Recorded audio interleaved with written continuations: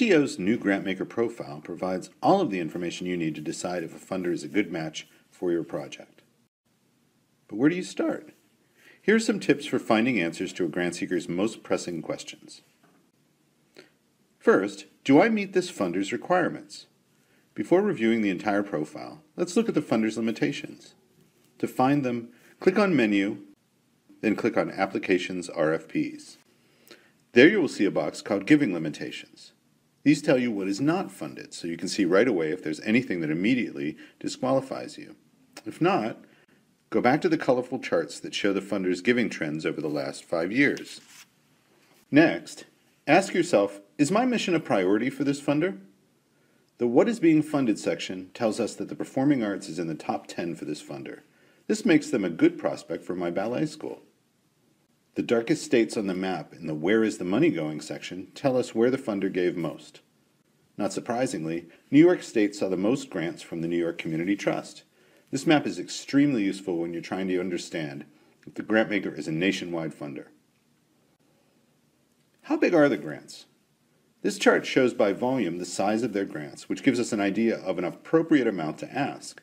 But keep in mind that this is an overview of the grantmaker's total giving in the last 5 years. When you need to know the most likely grant sizes for your specific search criteria, look through the grant section of the profile, in the professional plan only.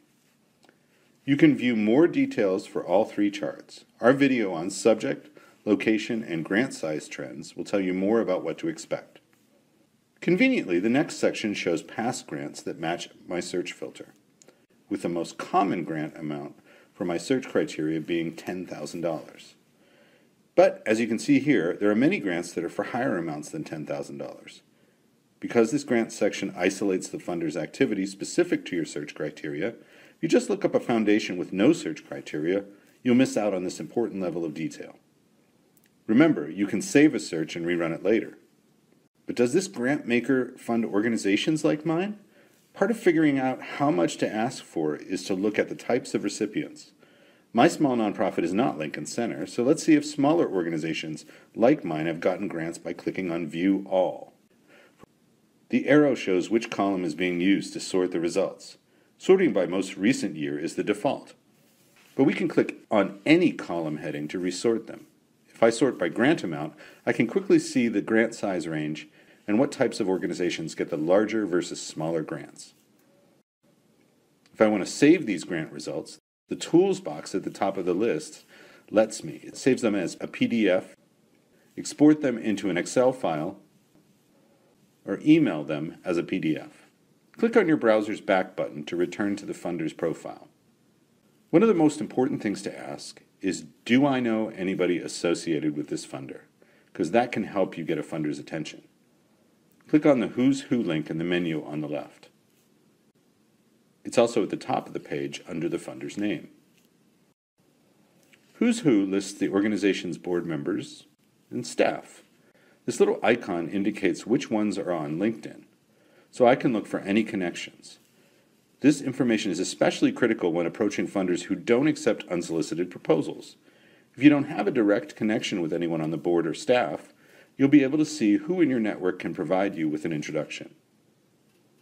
Watch our video on leveraging your network to learn more about this topic.